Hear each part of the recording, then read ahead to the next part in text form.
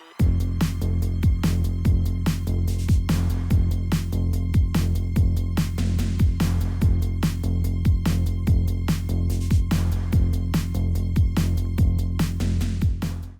I back to introducing now? You're on the couch. That's I'm on the couch. All right, hello at the YCFT, and my brain just gave up. Trying to remember what video we were recording. You can fool us all by changing your outfit, but it's obviously not done in the same day. So yeah, welcome to YCFT. Today we're having another Halloween discussion. We are. Not a review of a new movie, but we're going to have a look at other attempts at sequels, in particular the first two attempts at sequels Yes. to the film. Yes.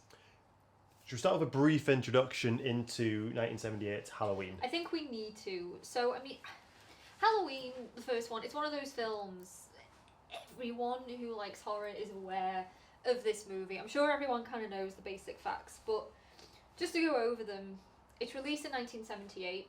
It is directed by John Carpenter, who also wrote the story along with his Deborah Hill, who was his producing partner. The legend that is Deborah The Hill. legend that is Deborah Hill, and also his real life partner at the time. They remain good friends even after. Yeah, they carried on producing and directing together for a long time until she unfortunately passed away in 2005. I think it's very sad. But yeah, she's a legend, an icon in the horror world. I mean, just as much as John Carpenter is. She should be. I honestly feel like a lot of people, not enough people know her name. Yeah. She doesn't have the lasting legacy, I think, that Carpenter It's does. it's the curse of being the producer over the director. Over the director, yeah. But she's iconic, and we love Deborah Hill in this flat.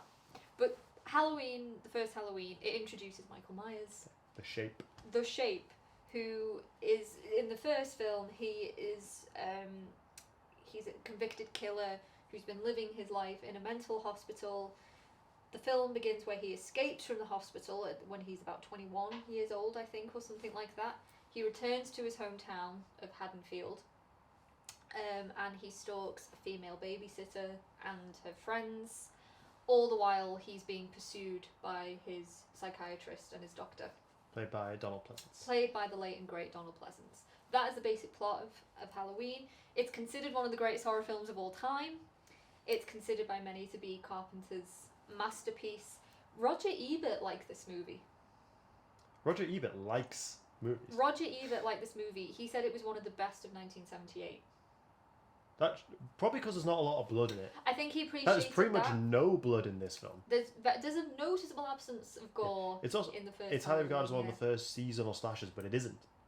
No, it is not. No, I think it's Black Christmas. It is Black Christmas. And Carpenter has stated that he was inspired by Black Christmas. Because he'd never done a horror film before parallels. No. I mean, Halloween, I know this is a Halloween video. Halloween is considered by many to be the first classic slasher. When it's first 70s. Mainstream one to do. It did well. It did arguably better what Black Christmas introduced. Yeah. But it was not the first slasher. Halloween was the first seasonal slasher to spawn, most famously, Friday the 13th. Yeah. And Slumber Party Massacre. All things that we have talked about in other videos. They all came from Halloween. They did. They all spawned from this film. I mean, yeah, its legacy in the horror world is kind of. Is it more famous? Knows no bounds. I think it's more famous for using a William Shatner mask as the mask. Maybe. Which is fantastic. William Shatner didn't know for a long time that it was his face, and he thought it was a joke. He didn't believe that it was actually his face. Didn't realise. Angry, he couldn't capitalise on any royalties. Naturally, do we have how much it made? So the budget for Halloween was $300,000, and it grossed $70 million. So it did well. It did pretty well. It did okay. Today, in today's figures with inflation, that's around $200 million. So yes, this film did phenomenally well, largely because of word of mouth. Yeah. As well, because I don't think the marketing campaign was that.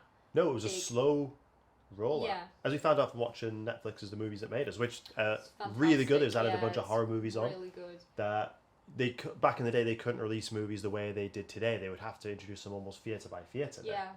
And there was an interesting fact that they brought up in that documentary. I think initially the script for Halloween, the working title was The Babysitter Murders Yeah. or something like that, but one of the producers said, no, we've got to change it to Halloween because then we've got a classic. We've got a film. We have some. It did well over the years. Every Halloween they would show Halloween. We've got a film that can roll out every year from here on in. And he was right. He was They were absolutely right. So naturally, considering we had so many spin-offs that were doing well, sequels to those spin-offs that were doing well, it was Mustafa Assad? Mustafa Akkad, who funded the first film. Yeah. Needed a sequel, and everyone was contractually obliged to do a sequel. John Carpenter and Deborah Hill didn't want to. The problem was people loved Michael Myers. Yeah. People started they were pretty done with that story. Deborah and John were done. They did not want to carry on the Michael story. Their intention was to do, well, we'll talk about it now, but an anthology series. Yeah. They wanted to do horror movies, but they didn't necessarily want to continue on with the one story. They wanted to do separate films that were in some way connected around the Halloween holiday. Yeah. Themed around Halloween.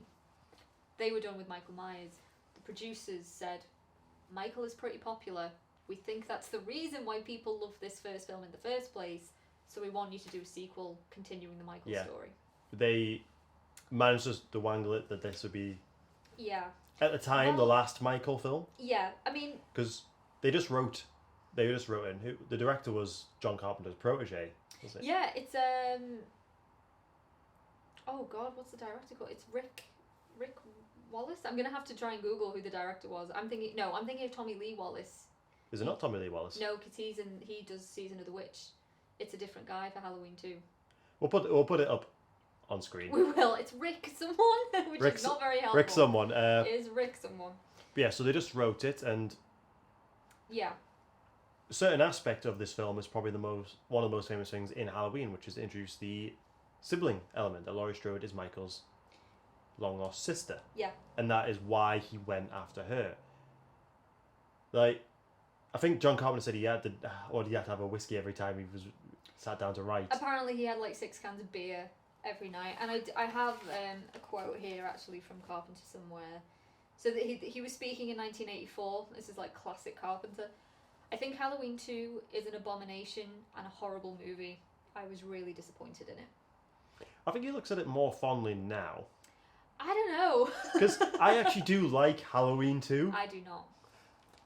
Something about the mask looks off though, and I think the guy who plays, it's not Nick Castle. No. I think you can tell in the movements. Like, I'm actually just gonna get up and show. I think the issue I have with how he moves, he kind of moves like this. It's kind of like you can see a gap in how he moves. It's like whereas Nick Castle, because he was just giving directions, move from there to there. Instead we have, it's like da da da. It kind of like his movement follows the beat. Yeah. Da, da, da. It's like, it really... Because I do have fond memories watching it. I did enjoy watching it. I do want to expand... It frustrated me watching him move. Yeah. I will expand on the faults of this movie as we go on. Because, this is polarising for us because you like it, I do not like this movie. I can appreciate the faults in it, and the kills in this film are great. It ups the kills, ups the violence. Yeah. I mean, so... Carpenter and Hill, initially they go off to make The Fog, which is one of my favourite Really good film. Really, really good film. They are lured back to do the sequel, again, because they kind of have to, but they are promised that if they do this movie, they will then be able to go off and start their anthology series. So they come back. They also do it under the promise, again, from Akkad, that they'll do it if they can kill Michael Myers in this movie, definitively kill him. Yeah. So they come back and they do it. Halloween 2, it's made in 1981, and it picks up directly after the events of the 1978 movie. So the town are kind of rallying together after what's happened to Laurie, and they're realising that a bunch of kids have been murdered. Laurie is whisked off to Haddonfield Memorial Hospital. The town's kind of still pretty oblivious to it. It's the They're police know what's oblivious going on. The news are just kind of slowly catching up that there's been some kind of murder spree in this little town. Laurie is whisked off to hospital, and Michael is still on the loose. Yeah. Laurie, this is where Laurie first finds out his name. This was a big thing for me when I watched it. Because, it happens like, I think halfway through the film. She's in hospital, she's kind of groggy, and a guy comes in, and she's like, what the hell happened tonight? And it's this guy that tells her, oh, it was Michael Myers. He escaped from hospital. And Laurie's like, oh yeah, that kid that killed his sister all those years ago. For the first film, yeah, she has no idea Absolutely there's no Michael idea. Myers behind the mask. Why would she? Yeah. It's not like he introduces himself to her. So yeah, it's just like, I still think about that sometimes. Yeah. She goes through the first film not knowing who the hell this guy is. She also goes through most of this film drugged up and unable to walk properly. This is, yeah, it's a problem that I have. The infamous the infamous wig that she's wearing. That fucking wig in this film. Oh god. So it was what, 1982 was it? This one? No, it's 1981. 1981. So like 3 years after. Which back then, that's quite a large gap to do a sequel. Yeah. Also, so the director of this movie is a guy called Rick Rosenthal. Rick Rosenthal. Yeah. Told you it was a Rick. Rick Rosenthal. Rick Rosenthal. So, yeah. The basic, well, I mean, like, what, 99% of this movie is set inside the hospital. Yeah. And for me, my biggest problem with this film is probably what a lot of people appreciate about it. For me, it's just a slow burn. Yeah. But the pay doesn't really pay off. Because the first one's also a slow burn. It's another problem I have with the first film. Even though I love Halloween, I can appreciate Halloween and I respect what it did. For me, it is very slow. The pacing isn't great, and there are moments where I get a little bit bored watching it. Halloween 2, my issue is we don't get to know much of the characters. They're just nurses and doctors that are randomly killed off. Michael seems less of a threat in this one. And I think that's down to strangely having an act like Dick Warlock, I think he's called. Like obviously we have Nick Castle playing the first one. He was just a mate of John Carpenter who was there. He was kind of just a stuntman, was just given very basic direction. This is someone who's actually trying to replicate someone else's movements. Yeah. And it almost just to me looks like he's thinking about it too much. Yeah. And there's something up with the mask. I don't know, the mask just doesn't look good. No. And it's like you can. There's a problem I have in a lot of the ones. It's the neckline. It's especially in the later ones where they just kind of have a loose neck. And I think that's what I like about the Rob Zombie one and the 2018 one. Is they took that neck away under the collar, and I think it just looks really good. Michael, like that. Again, I think I've been very vocal to you about this. One of my biggest issues with Michael Myers. Michael is quite easy to outrun. Mm. In this film, Halloween 2, he is too easy to outrun. It's very easy not to be killed by Michael Myers in this film. And yet somehow he manages to do it. He's just not a threat to me in this film. Yeah. Like, I'm not scared of Michael. I do like you how they outrun Michael Myers. Definitely kill him. It's like, just fucking blow him up. Yeah, I like that scene. I do like how Laurie blows out his eyes. Yeah, even though if you're close, you can actually still see his eyes. You can still kind of see them, but it's a fun kind of showdown that they have together with Loomis blowing them all to Kingdom Come as well. But yeah. Probably because of a lot of the issues that have just been listed there. Because I do enjoy it as a film. A very flawed film, but I do enjoy it as a fun little slasher in a different environment. Yeah. Environment that Michael gets to use. He gets to use the environment a lot more to his advantage for some very unique kills. Yeah. And I think that's just very cool. Yeah. And because for the first few sequels, Michael is always in a different environment, which is slightly different to Jason, who he's in different parts around Crystal Lake, but they are essentially all cabins and stuff like that until later films when he can get a bit more creative. Michael was always put in a different place. It's like, right, what can I kill these people with? He still wreaks havoc wherever he goes. But because of, I imagine, a lot of the issues that have just been listed, this film did not do as well. No, it still made a fair bit of money. I mean, the budget for Halloween 2 was 2.5 million, which is significantly higher than what they got for the first film. And it makes 25.5 million. So it still made money. It still made money. It's just, it's a flawed movie. And from doing a bit of research, it feels like none of the key people involved were happy with this film. No. John Carpenter blamed Rick Rosenthal, the director. Rick blamed John Carpenter for his edit. They blamed the script, that it wasn't very good. There was just a lot of back and forth. Yeah. And a lot of people finding faults with different elements to do with the story. But yeah, John Carpenter has been very vocal about how difficult he found it to come up with a basic story for this. And he even admitted that Laurie being Michael's sister was just a last-ditch attempt to try and inject something surprising into the script. Yeah. That's like the only reason. He literally just thought of it one night and was like, oh, let's just see if this flies. Yeah. So, should we move on to, at the time, what was a very polarizing movie? Let's move on to Halloween 3. Halloween 3, Season of the Witch. Was hated. This film was vilified. If this film could have been burnt at the stake, I feel like it would have been, yeah. What baffles me is, like, I think I avoided it a lot as a child, and when I watched it, I think because it didn't have Michael in it, I didn't enjoy it as much. When I rewatched it as an adult a few years ago, I was like, this is actually a really good film. I think it was fantastic. It's fun. It is it's a brilliant film. Yeah, I've seen it. If it didn't have the name Halloween, I think it would have done well just as a cult film. Well, I was going to ask you this, actually. If Season of the Witch was the direct sequel to the first Halloween, do you think it would have done as bad? No. I don't think it would have either. If they set the precedent for one film per story, I think it would have done better. I think... Now, Tommy Lee Wallace is the director of this one. So Tommy Lee Wallace is director. He's a very good friend of John Carpenter. He was production designer on Halloween. So they're all just kind of like a band of mates. Yeah. Tom Atkins stars in this film. I Who is love also Tom a very Atkins. good friend of John Carpenter. Very powerful moustache. Very excellent moustache. Yeah. He's also in The Fog. There are some weak points in this film. Like, there's a few plot things. I think certain things about his character I don't really like. Yeah, that's fine.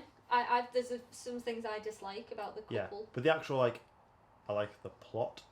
The jingle that everybody hates, that we got to hear him actually sing on stage, which was... Oh, God. That was brilliant. He speaks very fondly of this film. He thinks it was very fun to work on. He really enjoyed it. I just adore Tom Atkins. And when we rewatched it for this video, I thought it was fantastic. I enjoyed it even more. I think it's such... There is a new resurgence of fans discovering this film for the first time. Being much so that we do see the masks in the new Halloween film. We do, yeah. We touched on that in a video. They've not been referenced in any other Halloween film before. No, which I appreciate. David Gordon Green there. I think it's because people are finally ready to admit this is a good film. Yeah, the plot is very unique. It's kind of breaking that key rule of don't kill kids. It's the outlier. The whole plot of the film is to kill the kids. Oh yeah, they break a ton of rules here. Yeah. But yeah, Tommy Lee Wallace comes to direct the film. Carpenter produces the movie. He does not write the script. But yeah, for me, this is it's a solid, intriguing horror conspiracy movie. It's almost borderline sci-fi. I'd say this is entirely science fiction. But it is the outlier in the series. Mm-hmm. Should we just talk a little bit about the basic plot of this film? Yeah. Do you want me to do this then? Once? You go. Basic plot of this film is we have the Silver Shamrock Company that make... Toy company. The toy company. They make Halloween masks and toys.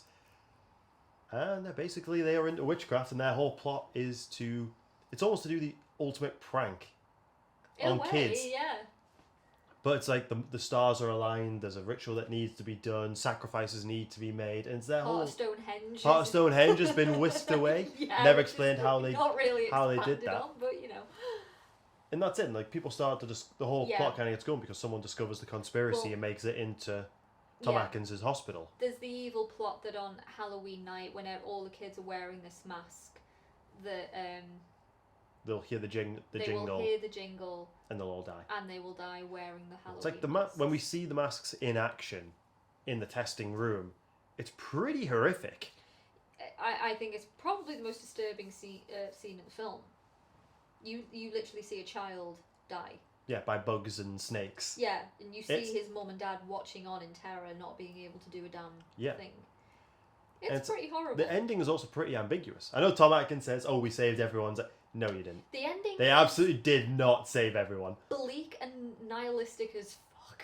Yeah. There's so many iconic shots of kids against silhouetted against backgrounds walking wearing the masks. The masks themselves, I love. Oh, I love the witch one. The witch one. I love the skull and the pumpkin one. Look really cool. Yeah. There's a lot of Invasion of the Body Snatchers vibes. which has been, when I was looking into it, I feel like was quite a conscious and deliberate thing. Even the name of the town, Santa Mira, that's the name of the same town in Invasion of the Body Snatchers. Similar thing of, like, I know in Invasion you've got pod people taking over, but in this one, the evil mastermind, what's he called? The guy who owns the toy company. Oh, I can't remember. The Irish guy, but the guy from most famous. What I remember most for is RoboCop. But he creates like robots to do his bidding for him. So it's sort of like a similar. I think they are kind of like the weaker part of the film. I think the men in suits. They're not very. I can see the direction they were kind of going with. Yeah.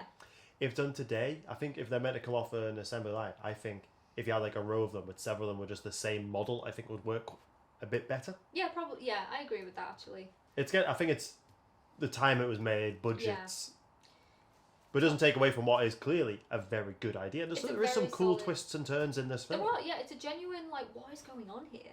Like, what the hell is going on? It's one of those films that you absolutely cannot predict what was going on in this film. No, I mean, so we've got Tom Atkins, who is a doctor. He's an alcoholic. He's divorced from his wife. He's got 2 kids. And a guy comes into the hospital one night. He is murdered very brutally in the hospital.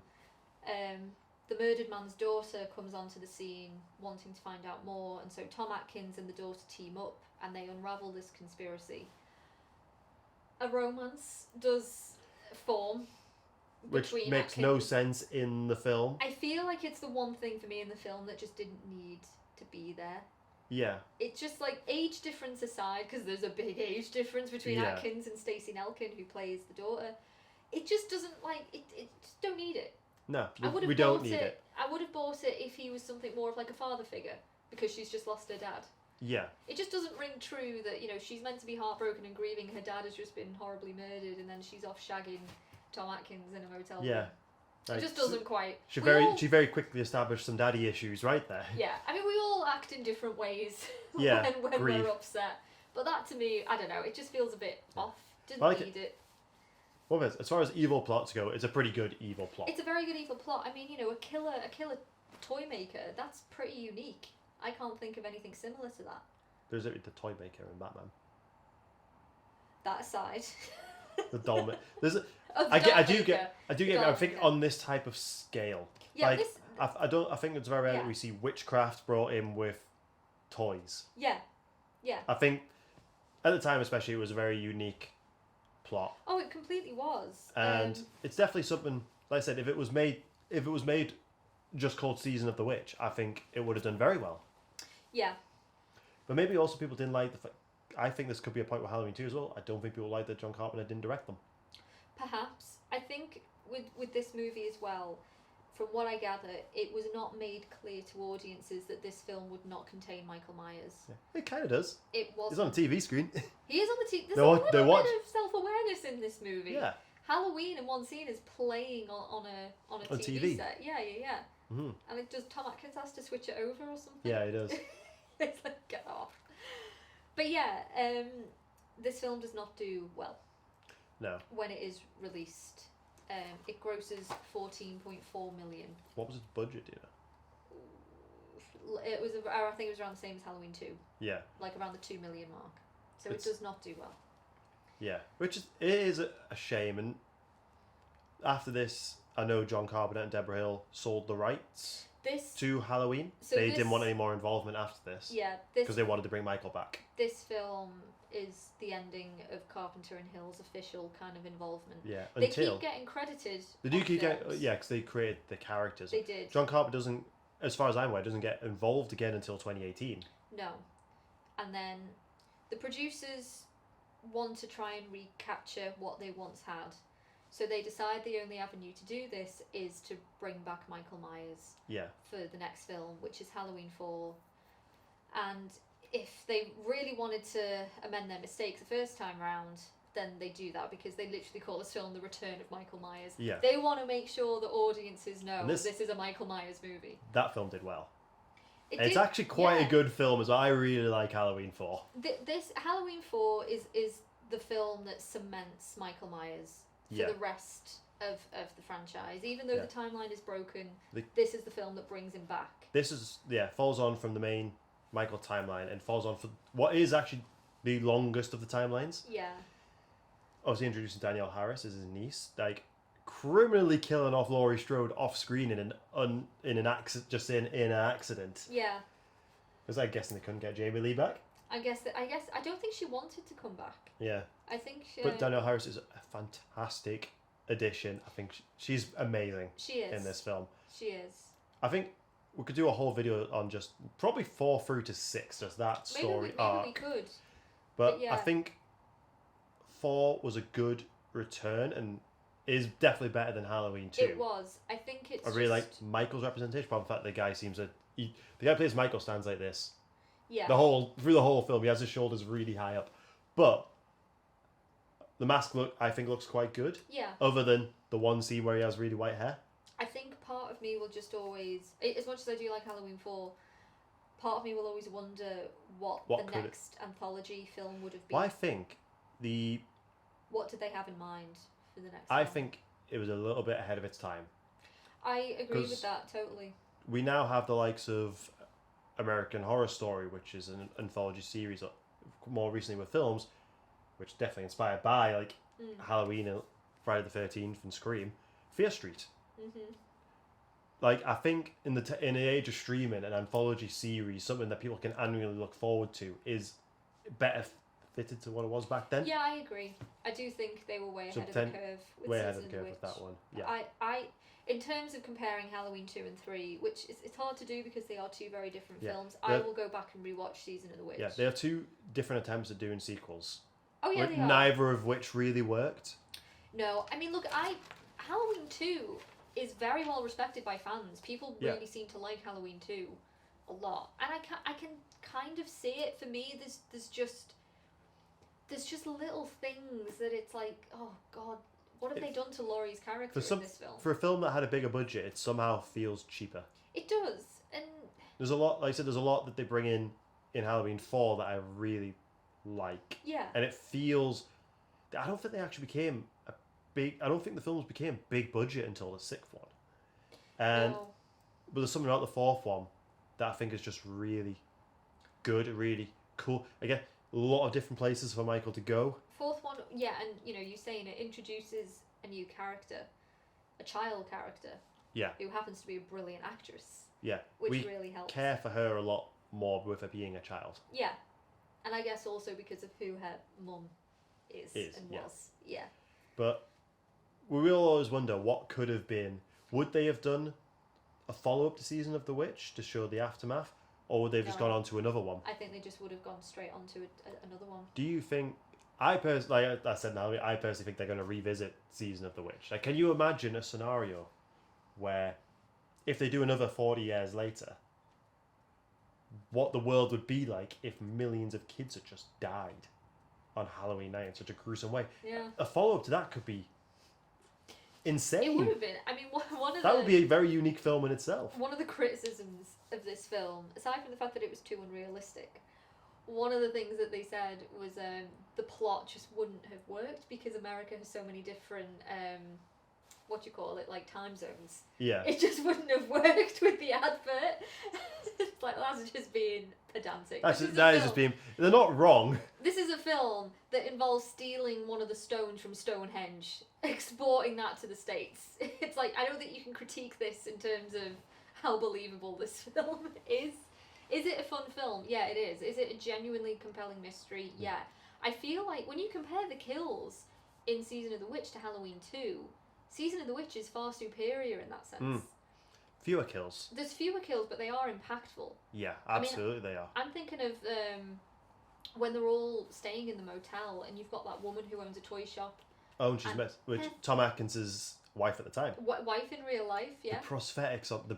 Her face. Oh, God, that was incredible. It's like melted and it caves in. I mean, the hospital one as well is cool, even if the skin does look a bit rubbery. Oh, yeah. It's just it's very unique. Yeah, crushes this skull by going in through the eye sockets. You gotta think this genre, like this franchise in a minute, they're now going to compete with copycats.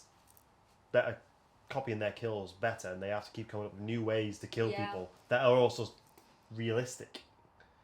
We're in the splatter, like the slashers the golden age of Yeah. slashers and kills and prosthetics. Yeah. I love Halloween 3. I do. I really enjoy it. I And thought it was great. my aim with this video is I hope enough people Are are curious curious at enough. And least. like Halloween 1 through 5 is currently on Netflix Yeah. when we recorded this. And I think there's a reason they included Halloween 3 because I think Netflix kind of know what's popular. Yeah. People do like this film now. Yeah. The new generations have watched it and really enjoy it. It's almost unfathomable to think when you think about what Halloween as a franchise has done for horror, how different things could have been if Carpenter and Hill had their way. Yeah. Do you reckon they still would have eventually returned to Michael?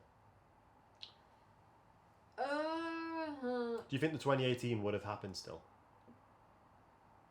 Potentially. I think it potentially could have. I think the first film was powerful enough and had a lasting impact enough. Yeah. They're kind of cursed by their own film. Doing Victims so well. of their own success in a strange way. Yeah. But yeah, it's just crazy to think that, things would have been very, very different. We would have had a very different Halloween franchise. Would have had none of the Cult of Thorn. What a shame. None of Michael potentially being the father of his niece's child in That's a weird so wrong. timeline. Oh, it's just really wrong. I mean, I thought Halloween 5 was bad. Oh god, Halloween 6. Both versions of it are bad. I don't think I've seen Halloween 6, or I- at least I don't remember it very well. I don't want to rewatch it, but I will if I need to. I'd rather rewatch Halloween Resurrection, Yeah, even if Michael does get beaten up by Busta Rhymes. yeah. And his mask looks awful in that one as well. The masks, there's a weird evolution of the Like I said, Halloween 4, Michael mask. the random white hair. Originally, the that's mask was supposed to have white hair. That was a testing one that did. And they quickly changed their mind. I'm sorry, I know we're jumping through films, but just to go back to Halloween 2, Brent Tramer. Ben Tramer, gets Brent. fucking murked in this film. He gets a mention in Halloween Kills. Poor Ben Tramer. They can't use the theme of like innocent people getting killed in these films. So what? He's literally murdered by Loomis. Well, I don't care what people say. The cop did drive into him. The cop drove into him, but Loomis enacted that. Yeah. He caused that to happen, and he gets away with it scot-free. He literally Loomis gets away with a lot. kills a Let's 17-year-old bear in mind, kid. yeah. In 4, he does hold a gun to a child. Oh yeah, he does. But I just love like the fact that like they're on such a budget restraint, such a time restraint that they have this shot that they shot very early on, and they'd have forgotten. Well, they must have just forgotten that they hadn't redone it. There's just this one take with Michael's mask with white hair. Yeah, it's so It's like jarring. accidentally become a Ben Tramer cameo. I know, because the Ben Tramer, when he's killed in Halloween 2, he's in the Michael costume, but I think he has like White hair. in So there must have it been as different well. versions of this mask. So where's he getting this costume from?